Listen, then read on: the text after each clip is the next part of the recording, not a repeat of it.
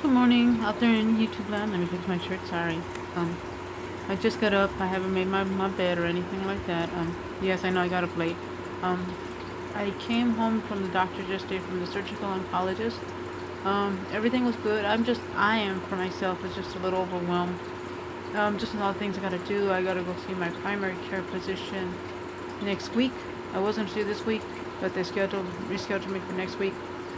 Um, because I have to go, what is it, pre-op or post-op or something like that. I'm not really sure. I never really have it straight. But I have to see her and get her okay to make sure everything's okay. I have to get everything from my diagnostics center, from all my screening of my not of my mammogram and my biopsy and any other things that I did while I was there, so that my surgical oncologist will have it, and then they'll also be transferring all this information to my oncologist. So, um, like I said, I see primary care physician next week, and then the following week I go see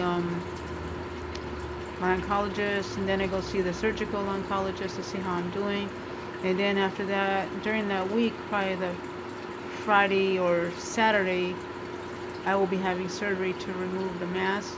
And the surgical oncologist is going to have somebody there with him, an assistant, who takes care of the veins because he's checking in the mass is hitting a vein under my armpit somehow to where your back is. It's hitting a nerve. So he has to have someone else assist him. And it could be a possibility of I may not, I'll have weakness on this side of this is my writing hand. My writing hand. Um, yes, I'm a crocheter on the left, but this is my writing hand. I write everything down in my journal. I write scriptures down in my journal. Um, hmm. It's just kind of hard to not be able to use that hand if it gets that way. So,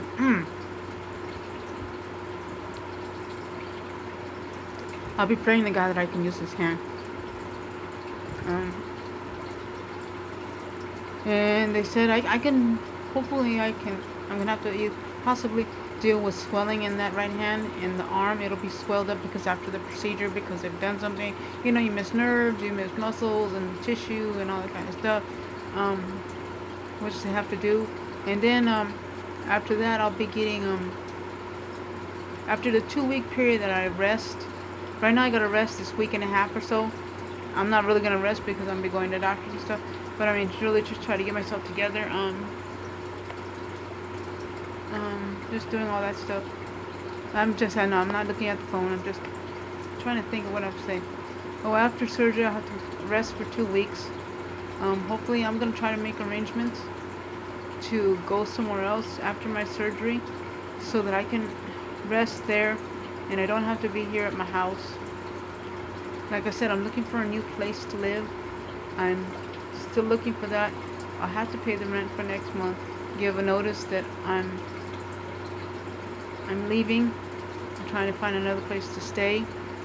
Um, because I really want my own place. I've always had my own place. When it's been with my boys, it's always been us and my boys, um, and I've had other roommates, and from time to time. But it's always been my own place.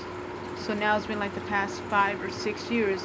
I'm sharing a room, and I'm so tired of always have to be in the room because now that I have cancer, and even before that, it's like always being in my room. I'm used to roaming around in the living room, the kitchen, or whatever. And my kids, they be doing their own little thing, whatever it is.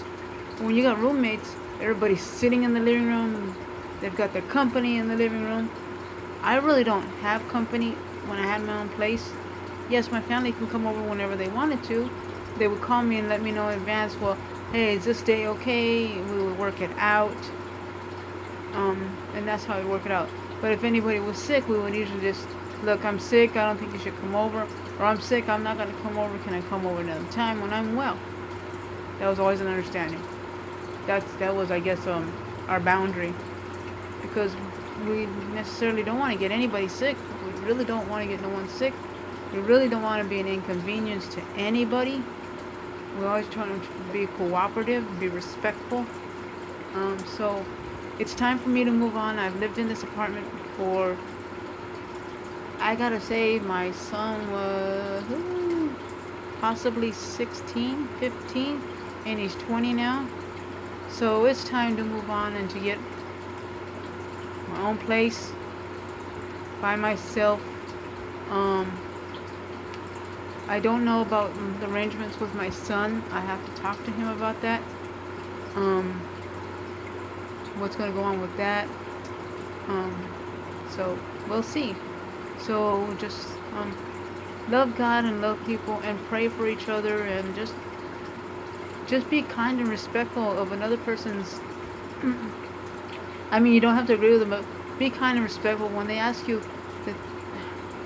Don't force somebody to do something. That's what I want to say. Don't force yourself on another person to do what you want them to do, because that's going to push a person away from you, and you're going to be by yourself. So, I'm pretty much, I am a loner. I love to be around people when it's the time to be around people, when we have a gathering, and stuff like that. But I've learned to like being by myself. I can sit for hours.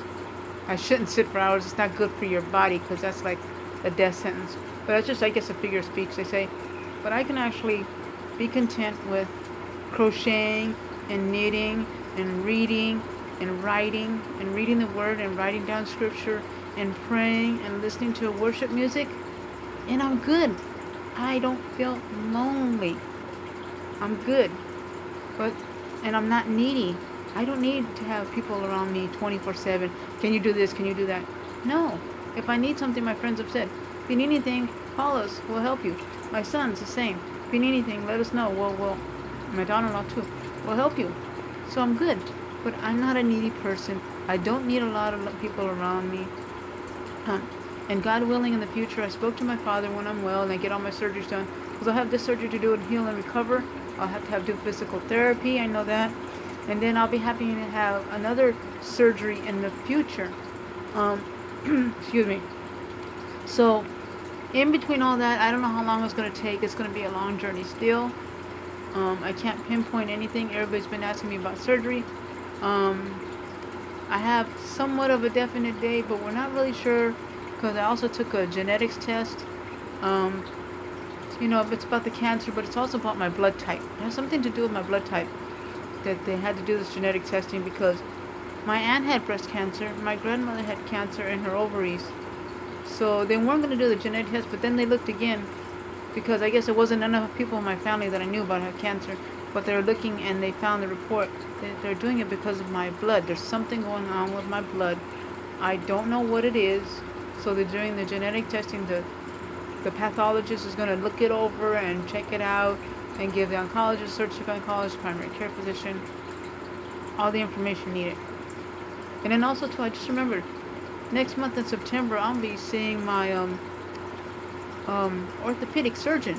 So I'm supposed to see him this September, the 23rd, 24th, because it'll be a year anniversary that I had my total hip replacement. This is a second hip it's not a hip replacement so much as I had hip surgery when I was a child. And I had like that much of a difference in my walk. So it was very noticeable. Now it's about down to here. Couldn't do it completely to where it was, to make it even, because they'll shift the hip out of place. And I am going to get a lift in my shoe eventually, so that I only need like that much of a lift, itty bitty lift to put in my shoe. So, so when I walk, I do have a slight limp, but it's not as noticeable as before. My back doesn't hurt anymore. Thank God for that. So this video is going on a little too long. I don't know if it'll download. So like I said, I'm sorry to go on a tangent, but love God and love people. And remember the Road Warriors. Look on their Facebook page. His name is Sean O'Connor, and his wife, the young lady. Oh my God, she's such a pretty girl, and he's such a cute guy. I love his beard. They need donations. I have a Facebook page. It's called Patricia Garcia, and if you go on there, you see that they need money to help with her medical expenses. So if you'd be so kind to go to their GoFundMe page, and I also put it on my Facebook page to help them out, to help this young lady out right now. And I know she's possibly got the devastating news, and it's just heartbreaking. So, thank you. Bye. God bless.